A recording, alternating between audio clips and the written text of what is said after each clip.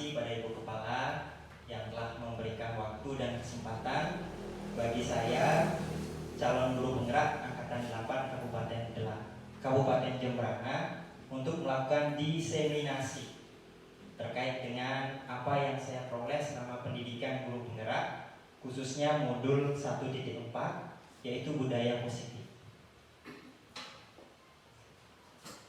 Sebelum kita memulai kegiatan hari ini, supaya kita lebih fokus, alangkah baiknya kita ice breaking sedikit ya. Kita tepuk fokus, kan masih ingat ya? Ya, bersama-sama tepuk fokus. Tepuk fokus. Melihat, mendengar, fokus. Baik, terima kasih Bapak Ibu yang sudah berkenan untuk fokus mengikuti kegiatan diseminasi. Kegiatan diseminasi ini tujuannya adalah untuk menyampaikan informasi terkait apa yang saya dapatkan selama pendidikan guru penggerak mengenai budaya positif dan bagaimana kita menumbuhkan dan mewujudkan budaya positif di sekolah. Namun sebelumnya izinkan saya untuk memperkenalkan terlebih dahulu Bapak Hairil Anam selaku fasilitator dan juga Bapak Yohanes Triutomo selaku pengajar praktik yang senantiasa mendampingi saya dalam kegiatan pendidikan guru penggerak Angkatan 8 Kabupaten Jembrana ini. Untuk Bapak Hairil Anam ini berasal dari Madura. Beliau pengawas di salah satu kabupaten mungkin di sana ya. Kemudian Bapak Triutomo adalah seorang guru STK Masjid ini yang kebetulan beliau dulu guru saya di SD, sekarang menjadi guru saya dalam pengajar praktik dalam kegiatan calon guru penggerak ini. Baik, sebelum kita melangkah lebih lanjut terkait dengan budaya positif, kita mengingat kembali tujuan pendidikan yang diprakarsai oleh Bapak Ki Hajar Dewantara. Nah, menurut Ki Hajar Dewantara, tujuan pendidikan adalah menuntun segala kodrat yang ada pada anak untuk mencapai kebahagiaan dan keselamatan yang setinggi-tingginya, baik sebagai manusia ataupun sebagai anggota masyarakat. Dalam menuntun, kita sebagai guru ini diminta sebagai suri tauladan, atau istilah beliau yang keren dan masih dapat diaplikasikan sampai saat ini adalah 3 semboyannya, di mana Inarso Suntolodo, Imadio Mamangkarso, dan Tudhuri Handayani. Jadi seorang guru harus mampu menjadi panutan, contoh di depan, membangun dari dalam dan mendorong dari belakang, sehingga dapat menciptakan lingkungan atau suasana belajar yang nyaman dan menyenangkan bagi siswa. Nah, dalam kaitannya menciptakan lingkungan yang belajar yang nyaman dan menyenangkan inilah, disinilah perlu adanya penerapan budaya positif di sekolah. Jadi budaya positif merupakan nilai dan kebiasaan di sekolah yang berpihak pada murid agar mereka dapat tumbuh dan berkembang menjadi pribadi yang berkarakter. Dalam kurikulum Merdeka sekarang dikenal dengan istilah profil pelajar Pancasila. Nah, jadi intinya dari penanaman atau penumbuhan budaya positif di sekolah, kita diharapkan mampu untuk menumbuhkan nilai-nilai dalam diri siswa agar mereka mau berkarakter atau berperilaku yang baik sesuai dengan nilai-nilai yang diyakininya.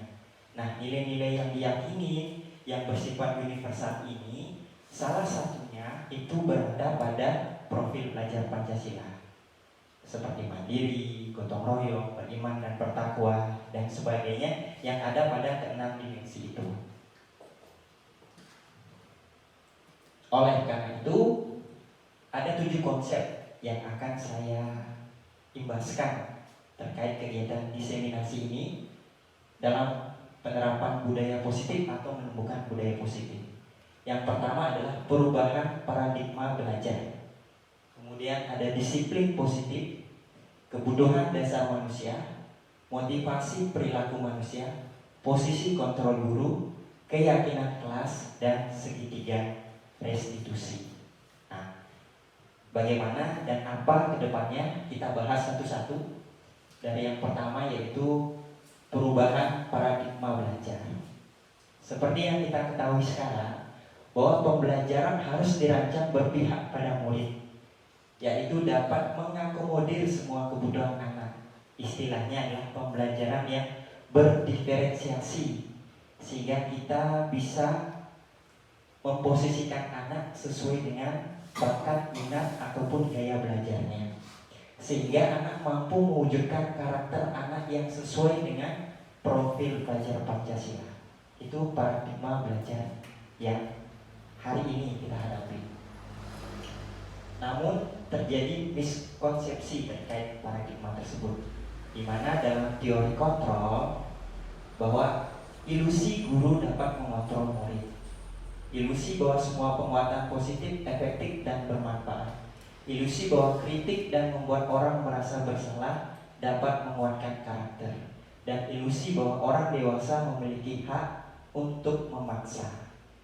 Jadi ini adalah merupakan miskonsepsi yang selama ini terjadi dalam pembelajaran seharian sekolah, sehingga kontrol atau teori stimulus respon diharapkan menjadi teori kontrol.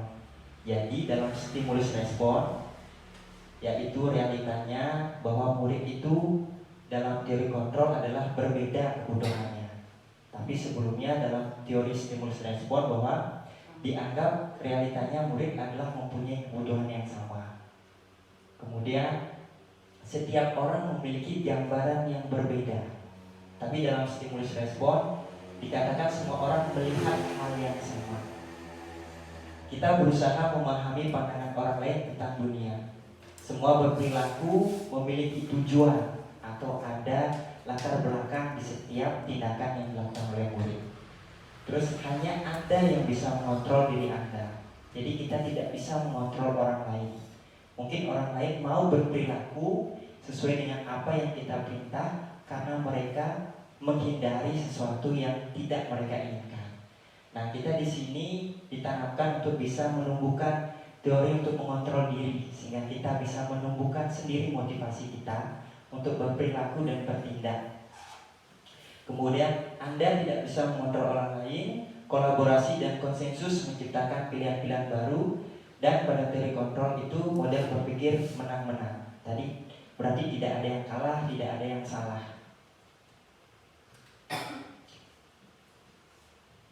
Lanjut ke konsep yang kedua, yaitu disiplin positif. Nah, sebelum kita membahas lebih lanjut tentang disiplin positif, kita cari tahu dulu apa makna kata disiplin itu sendiri. Disiplin menurut asal katanya itu berasal dari bahasa Latin disiplina, yang artinya belajar.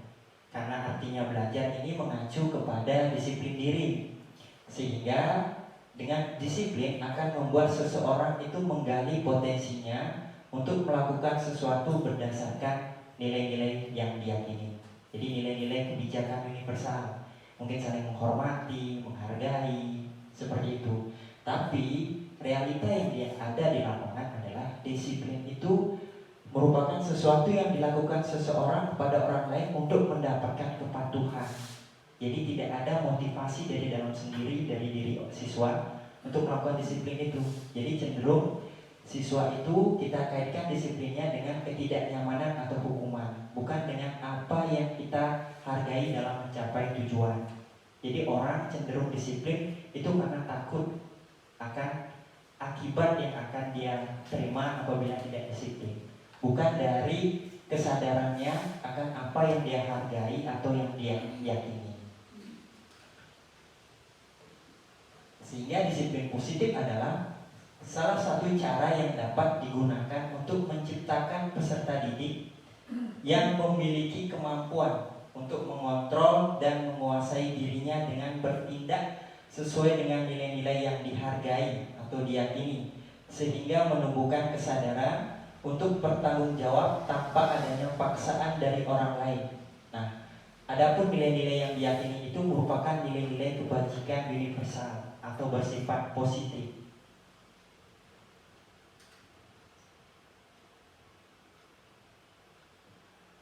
Konsep selanjutnya adalah kebutuhan dasar manusia. Kita meyakini bahwa setiap orang memiliki kebutuhan yang berbeda. Secara umum terdapat 5 kebutuhan dasar manusia.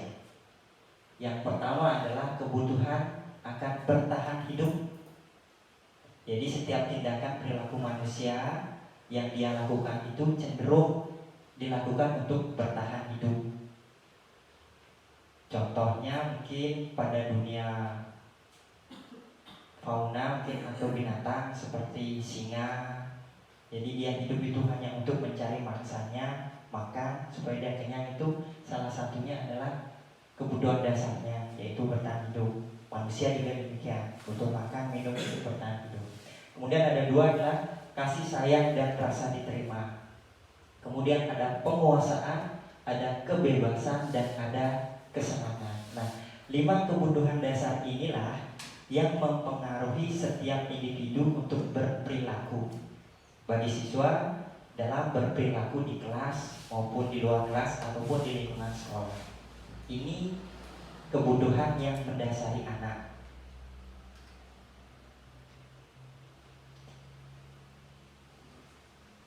Kemudian adalah motivasi perilaku manusia. Terkait dengan disiplin positif tadi, di mana seseorang berperilaku itu apabila dia cenderung untuk menghindari ketidaknyamanan atau hukuman, itu merupakan motivasi ekstrinsik, yang sifatnya dari luar. Jadi belum menumbuhkan kesadaran. Sedangkan motivasi intrinsik juga itu dipengaruhi apabila orang mau berperilaku dengan iming-iming mendapat imbalan atau penghargaan dari orang lain. Jadi secara umum motivasi perilaku manusia ataupun siswa di sekolah ini ada 3 hal. Karena dia menghindari ketidaknyamanan, dia ingin mendapatkan imbalan, atau yang terakhir yang ingin kita tumbuhkan, motivasi intrinsiknya, yaitu menjadi orang yang mereka inginkan dan menghargai diri sendiri dengan nilai-nilai yang mereka percaya. Jadi motivasi inilah yang diharapkan dapat kita tumbuhkan di sekolah, agar anak mau berperilaku itu tidak karena menghindari kenyamanan atau ketakutan akan hukuman, tapi supaya mereka mau bertindak untuk menghargai dirinya dengan nilai-nilai yang mereka percayai. Mengapa demikian? Karena apabila motivasi perilaku secara ekstrinsik ini sifatnya sementara, tidak efektif dilakukan di sekolah.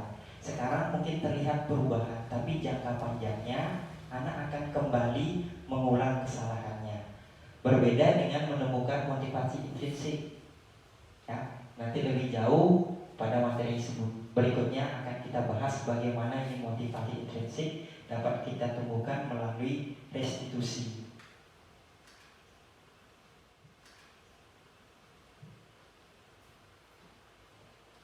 Nah, selanjutnya adalah perbedaan hukuman, konsekuensi, dan restitusi. Biasanya kita tahu atau secara singkat bisa kita lihat perbedaannya itu dari tujuannya. Kalau hukuman itu tidak terencana atau tiba-tiba biasanya. Contoh, anak yang datang terlambat, guru langsung bilang lari keliling lapangan 2 kali. Nah, itu secara tiba-tiba, ya. Siswa tidak dilibatkan dalam mengambil keputusan atas permasalahan tersebut. Jadi sifatnya bersifat satu arah dan berupa hukuman fisik atau psikis.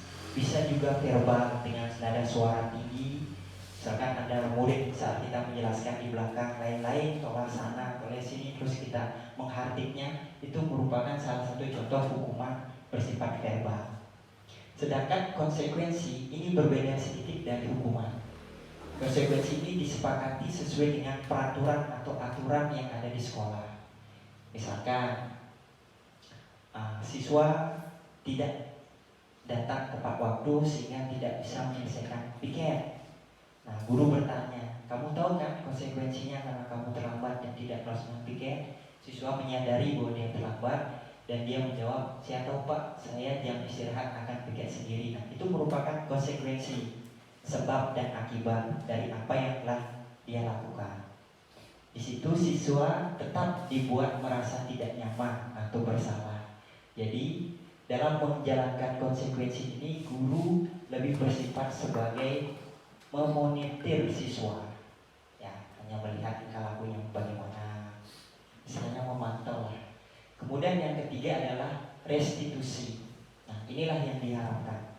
Kita mampu menimbulkan restitusi, yaitu menciptakan kondisi bagi murid untuk memperbaiki kesalahannya.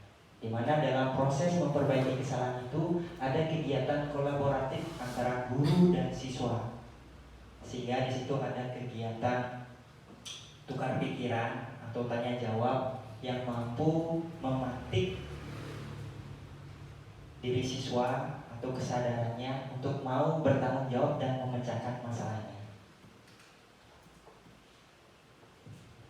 Selanjutnya terkait 5 posisi kontrol guru. Nah, guru dalam melakukan atau menghadapi segala permasalahan yang ada pada siswa, secara umum ada 5 posisi kontrol yang mereka lakukan.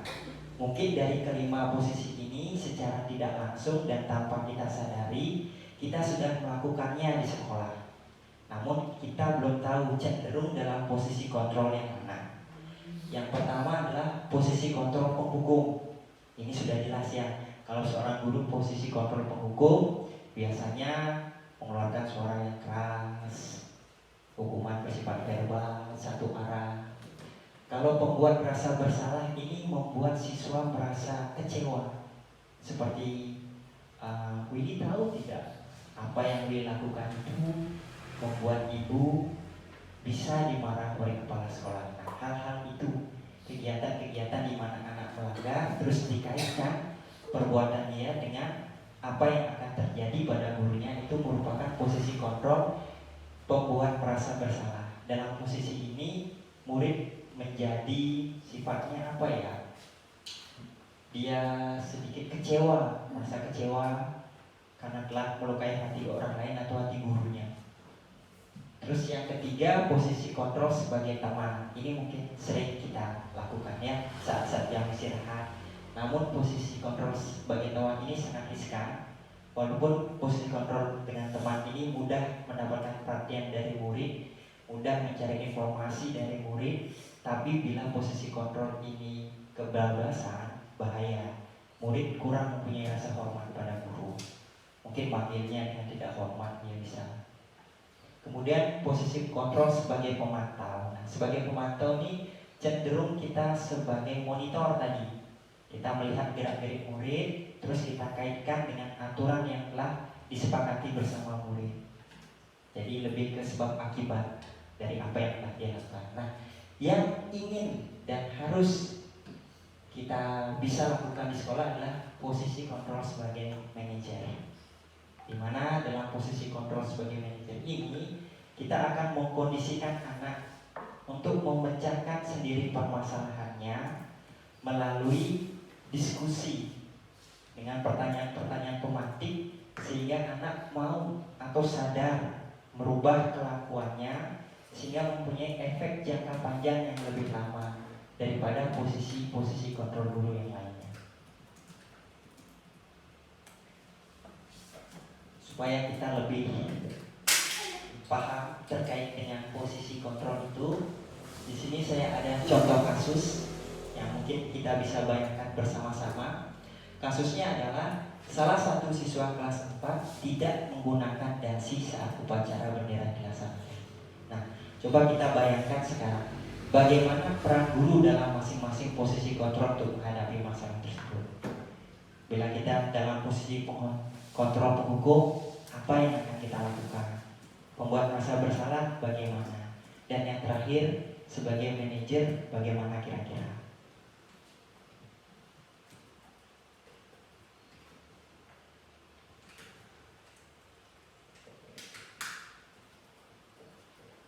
Dapat dibayangkan Bapak Ibu?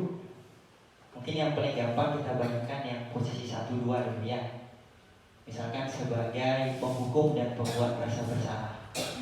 Nah, kalau kita melihat murid yang tidak memakai dasi, mungkin kita langsung emosi dan menghardiknya langsung bilang, "Kamu Willy tidak pakai dasi, maju hormat ke bendera 1 jam." Nah, itu contoh posisi kontrol sebagai penghukum. Tapi kalau kita mengasumsikan sebagai pembuat rasa bersalah, kita akan menggunakan nada suara yang lebih halus, mendekat pada murid, seolah-olah membuat mereka bersalah dengan apa yang mereka lakukan. seperti mengucapkan kata-kata, berapa kali bapak atau ibu harus memberitahu kamu, Willy, gitu. Kamu selalu saja meninggalkan bapak, seperti itu ya, sehingga mengunggah perasaan mungkin seakan-akan dia merasa bersalah.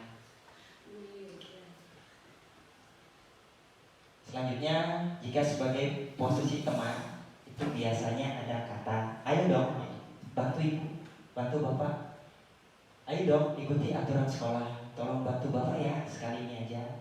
Nah, itu contoh-contoh perkataan apabila kita memposisikan diri sebagai teman.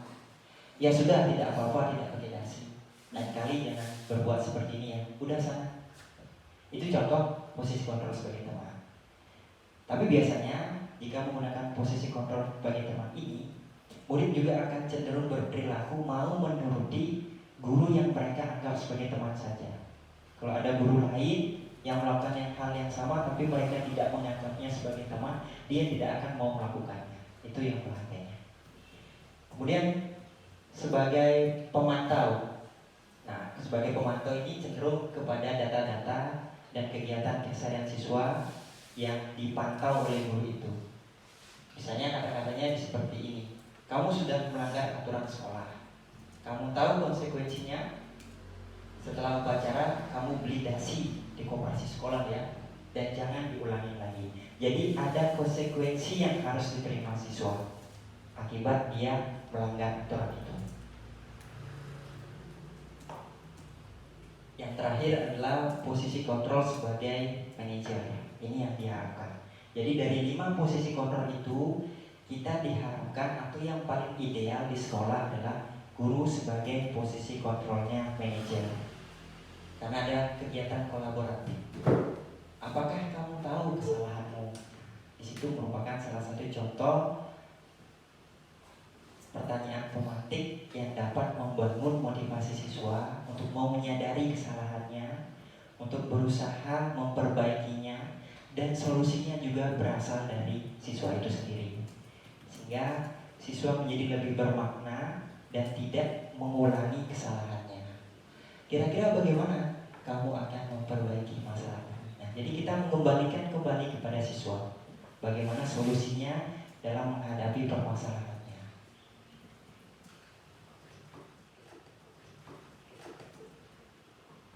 Selanjutnya terkait keyakinan kelas. Ya, mungkin di sini keyakinan kelas adalah nilai-nilai kebajikan atau prinsip-prinsip universal yang disepakati bersama lepas dari perbedaan agama, suku, negara, dan bahasa. Keyakinan kelas akan lebih memotivasi seseorang dari dalam atau intrinsik daripada hanya sekedar mengikuti aturan tanpa makna. Jadi, keyakinan kelas ini sifatnya seharusnya mampu Bapak Ibu atau saya sendiri itu terapkan di sekolah, khususnya di kelas kita masing-masing. Mengapa? Karena dengan adanya keyakinan kelas, jadi murid mempunyai pedoman nilai-nilai universal yang akan mereka kuasai, sehingga mereka dapat berperilaku atau bertindak yang tidak melanggar dari keyakinan itu. Nah, keyakinan kelas ini itu merupakan sebuah bahasa positif ya, yang dapat dilakukan oleh guru dan murid. Menghindari penggunaan kata dilarang.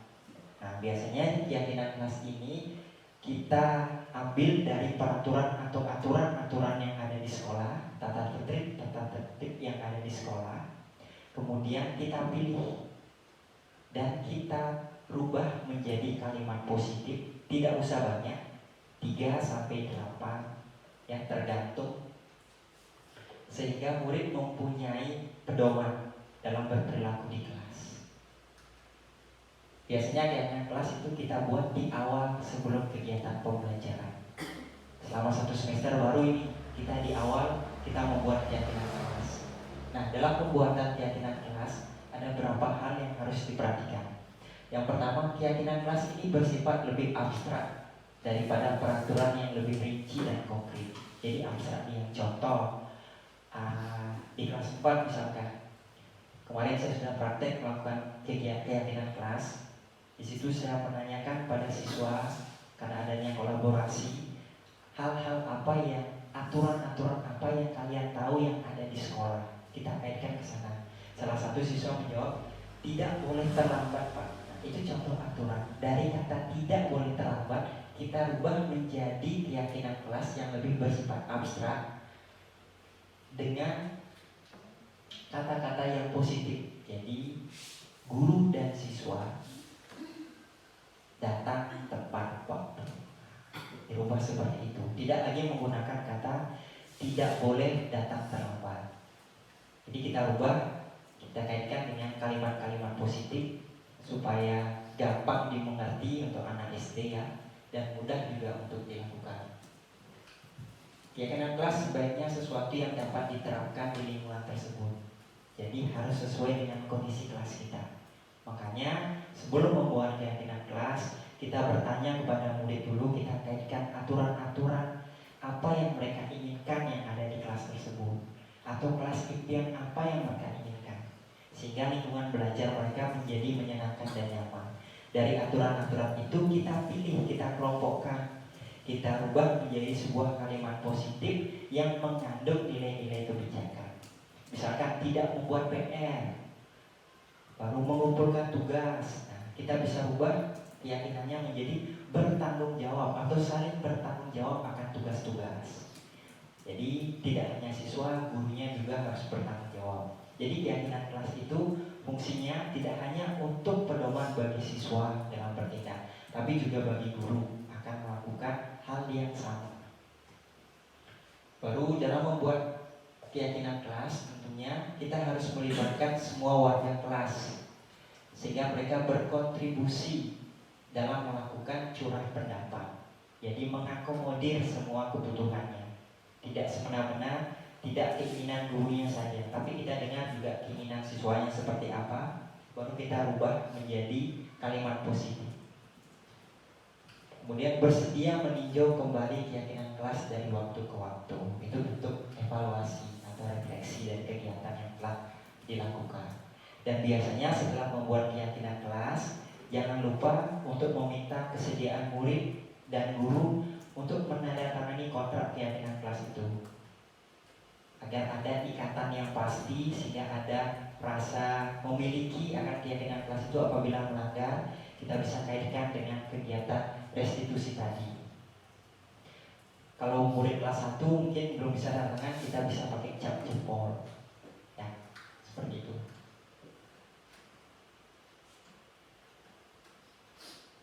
Kemudian konsep yang selanjutnya adalah segitiga restitusi. Nah, kegiatan segitiga restitusi adalah kegiatan kolaborasi untuk dapat menuntut siswa memperbaiki kesalahannya, sehingga mereka dapat kembali ke kelompoknya dengan karakter yang lebih kuat.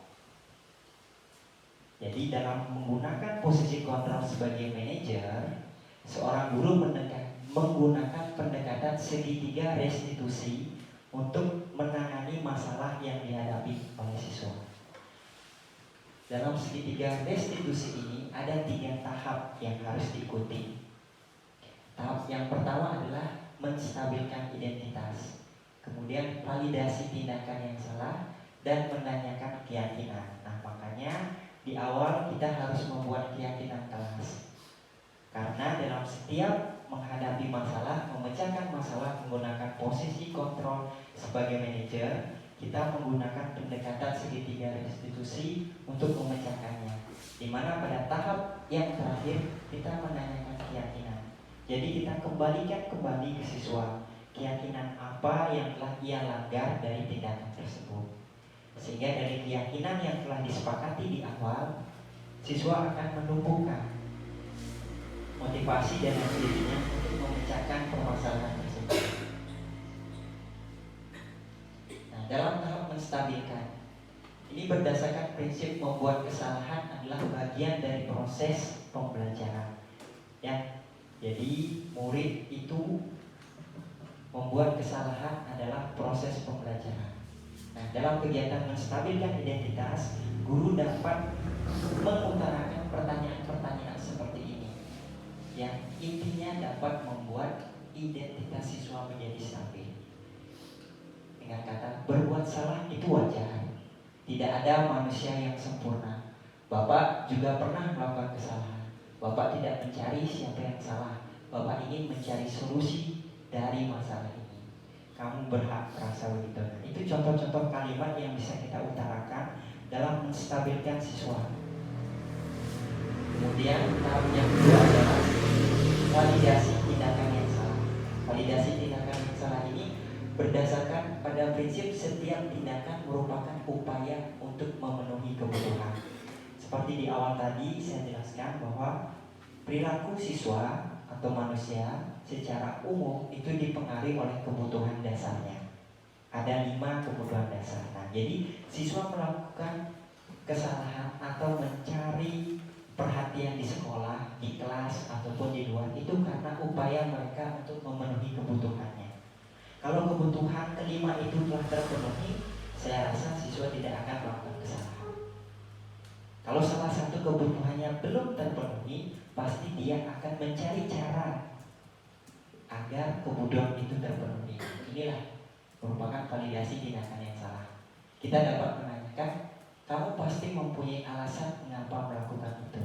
Karena setiap tindakan pasti ada alasannya. Seperti tadi, kasus yang pertama, saat tidak memakai dasi itu kita bisa tanya dalam validasi tindakan. Misalkan si Willy tadi ya, Willy, apa alasannya? Kenapa tidak menggunakan dasi? Nah, apa kebutuhan dari Willy tidak terpenuhi itu? Nanti mungkin dia akan bicara, oke, saya terlambat bangun Pak. Nah, seperti itu. Ada pertanyaan kumatik selanjutnya. Kita juga dapat menguatkannya dengan kamu patut bangga pada dirimu karena kamu telah melindungi sesuatu yang penting buatmu. Jadi tidak ada yang salah dan tidak ada yang benar. Terkait teori kontrol dari di awal, semuanya menang-menang. Kemudian tahap yang 3 adalah menanyakan keyakinan. Berdasarkan teori kontrol bahwasanya kita termotivasi secara intrinsik, itu yang diharapkan. Jadi tidak disarankan kembali seperti sekarang kita sebagai guru itu untuk memberikan hukuman atau penghargaan. Penghargaan juga itu kalau bisa kita hindari pemberiannya berupa barang atau hadiah. Yang lebih baik penghargaan itu kita berikan berupa apresiasi. Apresiasi itu berupa kata-kata pujian sehingga anak semangat untuk berubah. Kalau berupa barang, nanti takutnya kalau saat dia tidak dapat barang itu, dia menjadi tidak termotivasi untuk melakukannya. Pada detik yang lain, kamu patut bangga pada dirimu karena kamu telah melindungi sesuatu yang penting buatmu. Jadi tidak ada yang salah dan tidak ada yang benar. Terkait teori kontrol dari di awal, semuanya menang-menang. Kemudian tahap yang 3 adalah menanyakan keyakinan.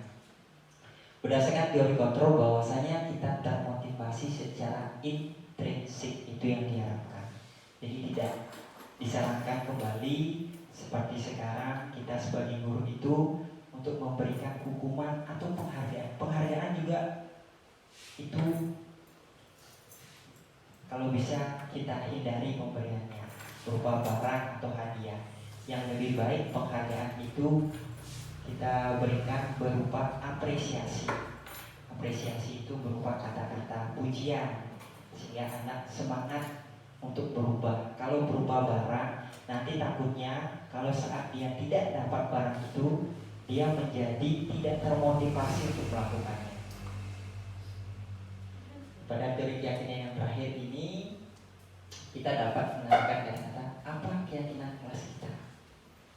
Apakah perbuatanmu itu sesuai dengan keyakinan kelas? Dan apakah nilai-nilai umum yang telah kita sepakati itu sesuai dengan perilaku yang kamu lakukan tadi? Dan terakhir, kamu ingin menjadi orang seperti apa? Nah, itulah pertanyaan itu akan membangkitkan siswa untuk menjawab dan menemukan solusi dari permasalahannya. Di sini saya ada sedikit pengalaman. institusi, bagaimana kita mengambil posisi kontrol sebagai manajer. Bisa dilihat dan mungkin kedepannya bisa diterapkan juga di kelas kita masing-masing. Di sini permasalahannya anak yang lalai mengerjakan tugas bikin kelas.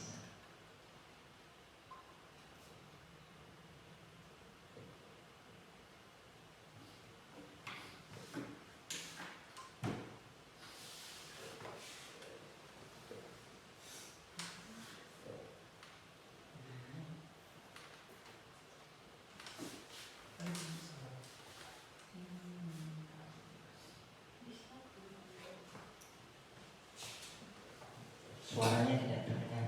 Ada cukup ya, nanti saya kirimkan secara video chat aja ya ke grup sekolah. Nanti Bapak Ibu bisa tonton di sana bagaimana kita dalam menghadapi permasalahan murid dalam mengambil peran sebagai posisi kontrol manager dengan menerapkan pendekatan segitiga institusi. Mungkin itu saja yang bisa saya sampaikan terkait dengan budaya positif di sekolah. Apabila ada pertanyaan atau tanggapan, saya persilakan. Terima kasih. Ya, masukan.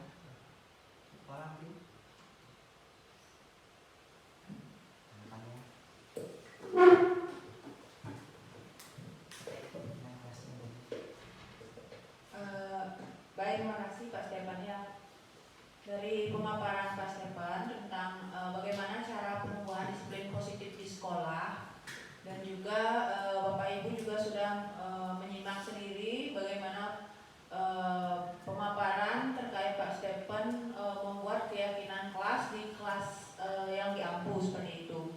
Nah, hal ini memang sangat baik karena apa? Karena di kurikulum Merdeka itu kita diharapkan itu sebagai pendidik itu dapat menuntun siswa dalam dunia pendidikan itu untuk belajar pada akhirnya dia selamat dan bahagia seperti itu. Jadi dalam proses pendidikan itu siswa tidak merasa tertekan, kemudian potensi-potensi yang dimiliki, segala bentuk potensi, perbedaan potensi itu dapat diakomodir oleh guru. Nah, salah satunya ini dalam bentuk penumbuhan budaya positif. Ya, jadi Bapak Ibu bisa ditiru di masing-masing kelas untuk membuat keyakinan kelas yang nantinya akan dapat menumbuhkan budaya positif di sekolah. Seperti itu ya. Nanti mungkin kalau misalnya Bapak Ibu rasanya masih bingung bagaimana cara membuat keyakinan kelas, kemudian bagaimana cara menemukan nilai-nilai universal yang diyakini oleh siswa. Ini yang agak sulit Pak Stefan. Mungkin kalau Pak Stefan bisa memberikan tips dan trik bagaimana menemukan bagaimana siswa SD itu bisa menemukan nilai-nilai kebajikan universal yang mereka yakini. Nah, kemudian yang kedua, apabila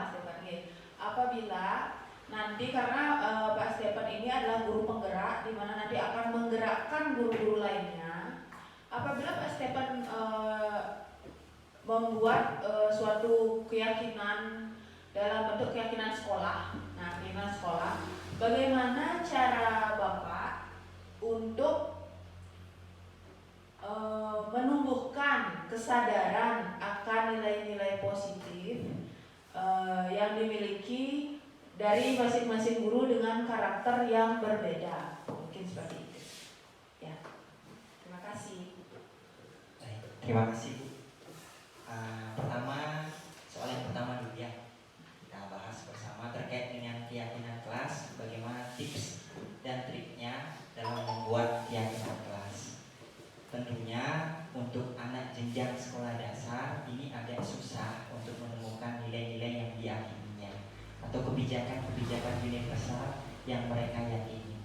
Kita dapat menumbuhkannya. Tips yang pertama adalah dengan menggunakan bahasa yang sederhana. Mungkin kata aturan, kalau mereka takut dengan kata aturan atau disiplin, kita bisa ganti dengan hal-hal apa yang siswa inginkan di kelas ini. Seperti itu. tidak saling ngejek Pak. Nah seperti itu. Jadi kata-kata yang seperti itu akan timbul. Nah, dari kata-kata tidak saling ngejek, tidak ada yang berkelahi Pak. Nah, kelas-kelas yang diinginkan seperti itu contoh-contoh kecil konkret yang ada di sekitar siswa yang bisa kita kaitkan dengan nilai yang akan kita yakini bersama. Misalkan tadi tidak saling ejek, tidak ada berkelahi Pak. Oh berarti ini nilai kebajikan universalnya adalah saling menghargai atau saling menghormati. Nah, jadi gunakanlah kata-kata yang sederhana, yang mudah dipahami siswa dalam menumbuhkan ide-ide atau gagasan-gagasan mereka dalam memunculkan aturan-aturan atau hal-hal yang mereka impikan, hal-hal baik terkait kelas yang menyenangkan, yang pokok yang bisa mereka buat nyaman belajar di sekolah itu seperti apa. Kalau anak kelas 6 pasti gampang, yang susah kelas 1 kayaknya, apalagi ya yang belum bisa baca mungkin itu ya, mungkin bisa dikasih contoh-contoh konkret nyatanya kayak ini ya tidak boleh makan di kelas seperti itu. Nah aturan-aturan kecil itu nanti bisa dikaitkan contoh-contoh seperti itu menjadi keyakinan kelas. Itu yang pertama. Kemudian yang kedua terkait apa tadi? Keyakinan sekolah ya. Keyakinan sekolah terkait bertanggung jawab atau apa? Menumbuhkan kesadaran masing-masing guru akan nilai-nilai kebajikan dan nilai positif di sekolah yang perlu ditumbuhkan. Karena kan kita dalam satu organisasi itu sudah pasti kan ada perbedaan karakter. Beragamnya. Ya beragam. Bagaimana caranya? Yang pertama kita kembali aja komitmen pertama. Kita harus punya komitmen dari masing-masing orang bahwa kita ini memiliki bersama untuk sekolah ini. Itu satu. Kita harus sama-sama berkomitmen bahwa sekolah ini adalah keluarga kita. Jadi maju tidaknya sekolah ini tergantung dari komitmen kita bersama. Yang kedua adalah keterbukaan. Nah, supaya munculkan motivasi dalam diri, berarti kita dalam kegiatan kolaborasi atau apapun kita harus terbuka satu dengan yang lainnya. Tidak ada yang ditutupi, tidak ada yang istilahnya ya kita bahas di belakang, tidak ada. Kalau bisa apapun permasalahan yang ada kita utarakan di forum-forum resmi seperti rapat atau dalam kegiatan-kegiatan santai duduk bersama, kita utarakan sama-sama. Jadi tidak ada prasangka istilahnya di antara kita, ya tidak ya. Jadi semuanya harus terbuka, itu komitmen, terbukaan. Kemudian yang terakhir adalah integritas lah, tanggung jawab. Karena kita di sini sudah memilih profesi sebagai guru, jadi secara mau tidak mau kita harus mengikuti dan melaksanakan segala tupoksi dan tugas yang melekat pada kita. Jadi kita tidak bisa memaksa kita harus kerja ini atau tidak kerja itu, tidak boleh.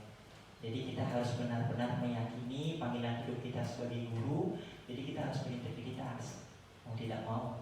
Memang perubahan ataupun hal yang membuat peserta didik merasa nyaman dan sebagainya itu pasti tidak menyenangkan atau pasti memberatkan bagi kita, itu udah wajar. Pasti ada yang terberatkan atau merasa kurang terpenuhi. Tapi sebisa mungkin kita harus integritas dan berkomitmen dengan apa pilihan hidup yang telah kita inginkan di sini sebagai guru. Terlebih lagi apabila kita sudah mempunyai istilahnya ya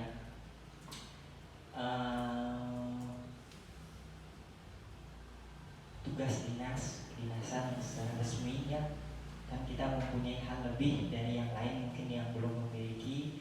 Jadi secara tidak mau istilahnya kita harus lebih dari mereka untuk memberikan contoh yang lain, sehingga kita yang mempunyai mungkin dari hal SK kedinasan lebih layak diperhitungkan, kita memberikan contoh bagi mereka yang belum, sehingga ada motivasi dari yang belum untuk meraih hal yang sama dengan kita, bukan dalam hal mungkin finansialnya saja, tapi juga dari hal tugas tanggung jawabnya. Kita harus saling bertanggung jawab dan juga pasti saling membantu. Tidak ada di sini merasa yang paling hebat sendiri, yang paling pintar sendiri, tidak. Kita bisa karena bersama. Itu kayak prinsip sapu lidi lah. Kalau sendiri pasti kita kalah ya, patah.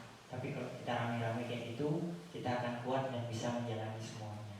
Mungkin itu saja Bu dari saya. Sekalian langsung menutup kegiatan diseminasi ini ya.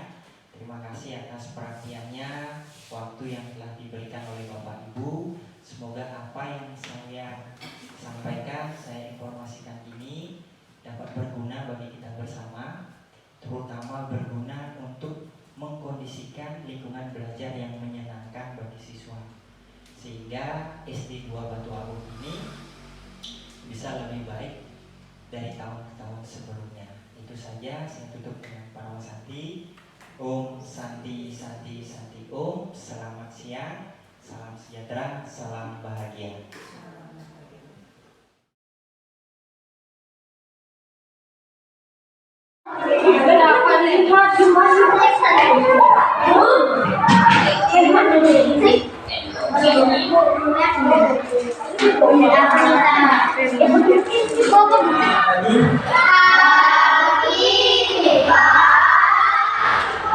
Ada yang tidak masuk?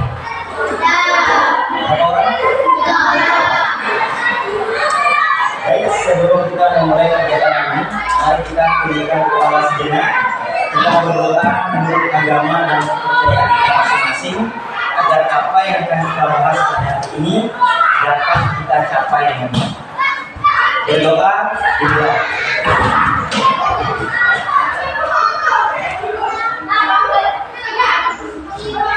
Berdoa selesai. Sudah sarapan dan semua? Ada yang merasa sakit? Ada. Sehat? Kita tetap fokus dulu biar fokus pada dia. Masih ingat? Fokus.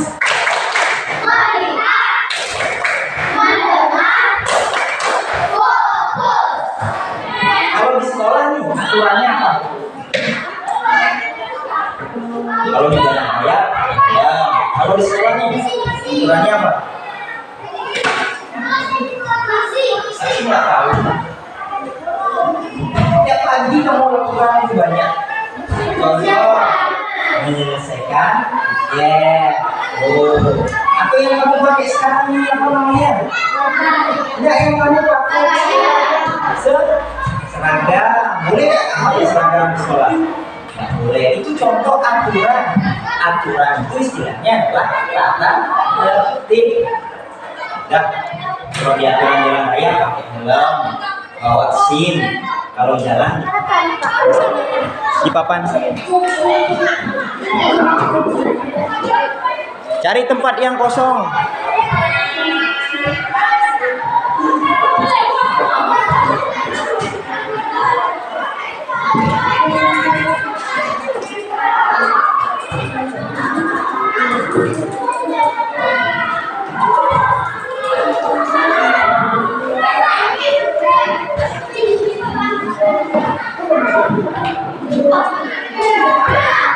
Yang pertama adalah bertanggung jawab akan tugas.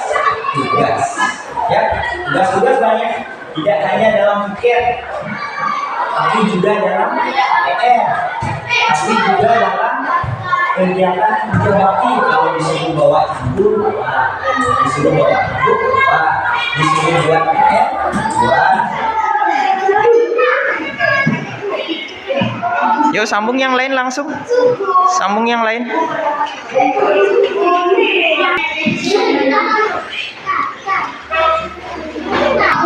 Ayo langsung.